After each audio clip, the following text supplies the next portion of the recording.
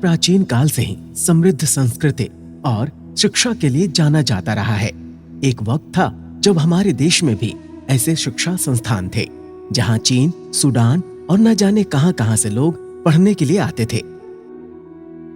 तक्षशिला भी एक ऐसा ही शिक्षा का केंद्र रह चुका है जो कि दुनिया का सबसे पहला और सबसे बड़ा शिक्षण संस्थान हुआ करता था। लेकिन अचानक ऐसा क्या हुआ कि यह संस्थान इतिहास के पन्नों में दर्ज होकर रह गया? इसी बात को हम आपको विस्तार से बताएंगे। स्वागत है आपका संस्कार टेल्स में। तक्षशिला दुनिया का सबसे पुराना और विशाल विश्वविद्यालय, जिसको इंसानी सभ्यता की पहली पाठशाला भी कहते हैं। किसी जमाने में जहां छात्रों का जमघट लगा रहता था, जिधर नजर डालें उधर विद्यार्थियों की चहल पहल हुआ करती थी। तक्षशिला विश्वविद्यालय के छात्रों में पढ़ाई का एक जुनून हुआ करता था, और हो भी क्यों ना चाणक्य सरीखे शिक्षक जो यहाँ मौजूद थे, जिन्होंने कुश वंश को उखाड़ फेंककर अपने शिष्य चंद्रगुप्त मौर्य को न सिर्फ राजसत्ता दी, बल्कि पाटलिपुत्र से लेकर गांधार तक मौर्य वंश का साम्राज्य भी फैलाया। कहा जाता है कि श्री राम के भाई भरत ने अपने पुत्र तक्ष के नाम पर इसका नाम तक्षशिला रखा था। इस विश्वविद्यालय में एशिया के विद्वान पढ़ने के लिए आते थे।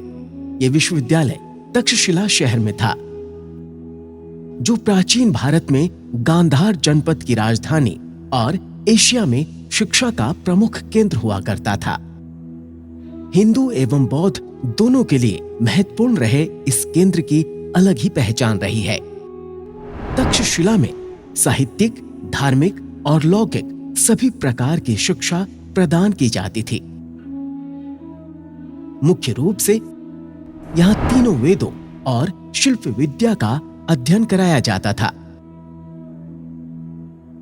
इसके अतिरिक्त व्याकरण, धनुर्विद्या, हस्तविद्या, मंत्र विद्या, शल्य चिकित्सा विद्या और चिकित्सा की ओर विशेष ध्यान दिया जाता था। इन सभी को मिलाकर यहां लगभग 64 विषय और विद्याओं का ज्ञान दिया जाता था। विश्वविद्यालय में प्रवेश पाने के लिए छात्रों की आयु 16 साल निर्धारित थी। विद्यार्थी 6 से 8 वर्ष तक यहां अध्ययन किया करते थे। निर्धन छात्र दिन में मेहनत मजदूरी करते थे और रात को पढ़ाई करते थे। पढ़ाई में बेहतर छात्रों को आचार्य अपने घर पर पुत्र के समान रखते थे। इस संस्थान का हिस्सा होने के लिए छात्र का चरित्रवान होना सर्वोपरि माना जाता था और विद्यार्थी का सादा जीवन भी जरूरी था।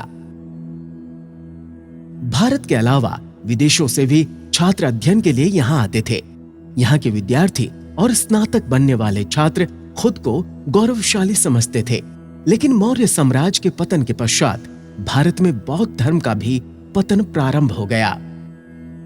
तक्षशिला ने सैकड़ों उतार चढ़ाव देखे। सिकंदर के आक्रमण ने तक्षशिला को झकझोर कर रख दिया, जिसकी दास्तां खुदाई में मिले अवशेष बयां करते हैं। इसके अलावा भी तक्षशिला ने काफी कुछ झेला। मौर्य वंश की निशानियां समेटे इस संस्थान में अशोक के काल में पहला मठ बनाया गया। यहां जिधर नजर डाली जाए वहां ऐतिहासिक विरासत की निशानियां बिखरी पड़ी हैं। तक्षशिला विश्वविद्यालय को मौजूदा वक्त में गांधार स्कूल ऑफ आर्ट्स के नाम से जाना जाता है। कुछ इतिहासकारों का कहना है कि मध्य एशियाई खानाबदोश जनजातियों ने यहां आक्रमण करके शहर को निस्तनाबूद कर डाला, जिसके चलते तक्षशिला का महत्व भी घटता चला गया और धीरे धीरे ये प्रसिद्ध शिक्षा का केंद्र अपने पतन की ओर बढ़ता ही चला गया और दुनिया का सबसे पुराना विश्वविद्यालय सिर्फ कहानियों में सिमट कर रह गया। उम्मीद है कि आपको हमारा ये कार्यक्रम पसंद आया होगा। इसी प्रकार की रोचक जानकारी के लिए हमारे इस चैनल को लाइक, शेयर और सब्सक्राइब करें और हाँ, बेल आइकन जरूर दबाएं ताकि वीडियो का नोटिफिकेशन सबसे पहले आप तक पहुंचे। नमस्कार।